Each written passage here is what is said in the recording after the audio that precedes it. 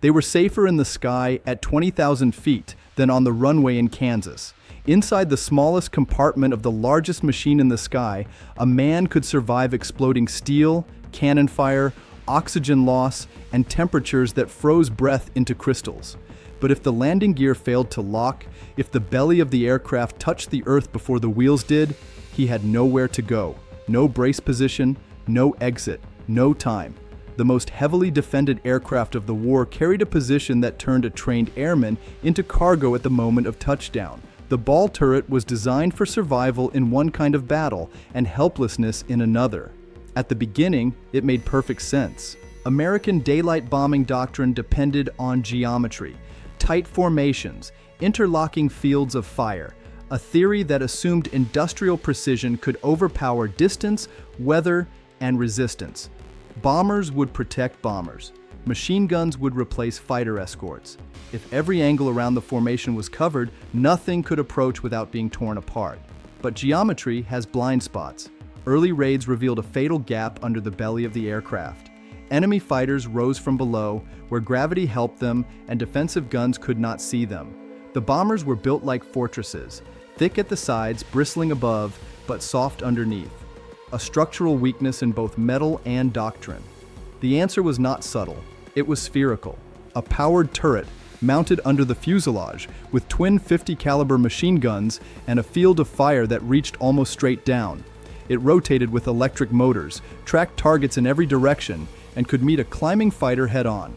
Theoretically, it closed the last opening in the defensive shell.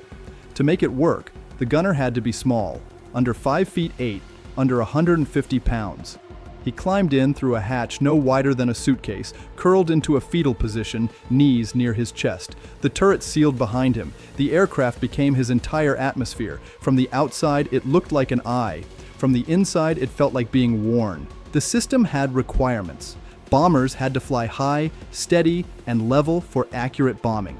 Formations had to hold shape for mutual protection. Every man had a role tied to a diagram drawn on a board, far from the sound of engines, far from the reality of combat. The ball turret gunner's job was simple in theory: watch the underside, fire when shapes moved against the clouds. Training films showed smooth rotations, clean bursts, enemy silhouettes obligingly crossing the sights at predictable angles. What they did not show was vibration that rattled teeth loose from gums, or oil mist that coated everything in a slick film, or the way cold crept through heated suits when electricity faltered and temperatures dropped to 50 below, or how depth perception vanished over a landscape of smoke and flak bursts that looked close enough to touch but were miles away. They also did not dwell on landings. A bomber returning from Europe was a wounded animal even when intact. Hydraulic lines severed by shrapnel, tires shot through by stray rounds, flaps jammed in positions never intended. The landing checklist was a negotiation with physics, a conversation with a machine that might no longer be listening. Crews practiced crash procedures, memorized escape paths, counted seconds between stopping and fire. Every crewman had an exit, except one. Stay in the turret until we're clear, manuals advised. Only retract when safe. But retraction required power from systems that might be dead, and time that might not exist, and an aircraft that still followed instructions from men who could barely control it. If the landing gear collapsed, the ball turret was the lowest point on the aircraft. If the aircraft bellied in, the turret hit first. Some gunners joked about it in the mess hall after missions. Dark humor, quick and thin, delivered between bites of powdered eggs and bitter coffee. Hope the pilot remembers I'm down there. But the laughter stopped abruptly when the gear indicator lights flickered on final approach, when the joke suddenly felt like prophecy. Over Germany, the sky had its own logic. Flak batteries worked by cold calculation, range, altitude, speed, lead. Black bursts bloomed at preset heights, walls of shrapnel waiting in empty air for aircraft to fly through them. The German gunners rarely saw faces or knew names. They worked dials, listened to rangefinders, trusted mathematics as completely as the Americans trusted their own doctrine. A B-17 formation approached like a metal weather system moving across the continent. Sunlight flashed on wings in rhythmic patterns, contrails braided behind engines like white ribbons. The ball turret gunner watched the earth spin slowly beneath him, fields like patchwork quilts, towns small enough to cover with a thumb pressed against cold glass. Then the sky changed texture. Smoke puffs appeared ahead, then among them, then everywhere. The aircraft shuddered as fragments slapped aluminum skin like gravel thrown against tin. The turret rang like a struck bell, each impact a note in a terrible symphony. The gunner could see the bursts forming below, level, above. No direction felt safe.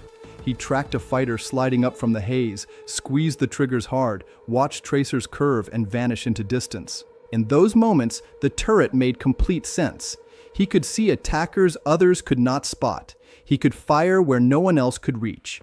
Pilots trusted the invisible shield beneath them, the protection they could not see but believed in. Crews lived because someone was down there, alone in his sphere, turning with the aircraft's belly.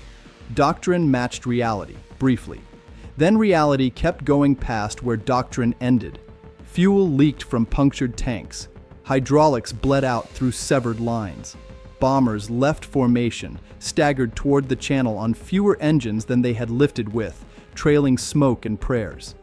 In the cold quiet after combat, the ball turret gunner remained folded in place, muscles trembling from hours of sustained tension. There was no room to stretch cramped legs, no way to stand or shift position. He waited for the call to retract. Sometimes it came promptly. Sometimes the mechanism groaned and stopped halfway, jammed by damage. Inside, a man could hear the change in engine tone as the aircraft descended toward home. He felt pressure shift in his ears, saw fields growing larger through his window. The sky that had tried to kill him now looked open, almost forgiving. England below, or sometimes a French strip carved from hedgerows, or a damaged runway back home on a training flight. The danger was supposed to be behind them now. The pilot worried about crosswind and visibility. The engineer watched gauges with exhausted eyes. The navigator checked bearings one final time. The gunner stared at dirt rising toward him. On the ground, landing crews prepared for arrivals that looked like survivors. Foam trucks waited with engines running. Medical orderlies stood by with stretchers ready. They had seen aircraft come in with half a wing missing, with engines shot to pieces. Crews staggering out burned and deafened, but miraculously alive.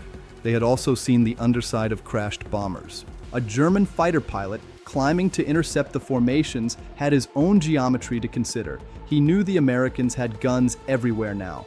The underside was no longer the soft approach it had been early in the war. He had seen comrades vanish in streams of tracers from below, caught by the rotating eye. He had learned to fear the sphere that tracked him with unnatural smoothness. So he aimed for engines, for cockpits, for fuel tanks. Disable the machine first. Let gravity finish the job afterward. Neither side thought much about landings in those moments of combat. Back over friendly territory, crews relaxed too early. Adrenaline drained away, leaving exhaustion like wet sand in the veins. The aircraft, stressed and perforated by battle, followed new rules that no manual had anticipated. A hydraulic line that held through combat could fail during approach. A tire, punctured hours before, might disintegrate on contact with runway. "Gear down," the pilot called. Green lights appeared, or one stayed dark. If a main wheel failed, the aircraft would yaw violently, scrape, spin out of control. Fire was a risk, but so was stopping too fast, so was sliding off the runway. Pilots chose between evils measured in seconds and inches. "Belly gunner, retract now. I'm trying." Electric motors whined in protest. Sometimes they stalled under accumulated battle damage. Sometimes debris jammed the track completely. The turret sat inches from the ground, a glass and steel bubble containing a man who had no leverage and nowhere to push against. Training had covered emergency bailout at altitude in great detail. It had not provided a clean solution for being the lowest point on a sliding bomber. In the control tower, controllers watched final approach through binoculars with growing concern. They saw wobbles, smoke, gear half down or uncertain. They did not see the man in the sphere beneath. Impact was not always violent. Sometimes it was a long, grinding scream as metal met earth in extended contact. The nose held, the wings flexed and scraped. Sparks trailed behind like a comet tail across concrete. Crew chiefs on the ground ran toward the still-moving aircraft, already shouting instructions.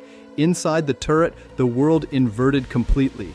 Dirt and grass filled the window that had shown sky moments before. The guns, pointed uselessly sideways now, rattled loose in their mounts. The gunner braced instinctively, though there was nothing solid to brace against, nothing to hold. The machine that had protected him in the sky became a weight pressing him into the ground. Other times the landing was perfect.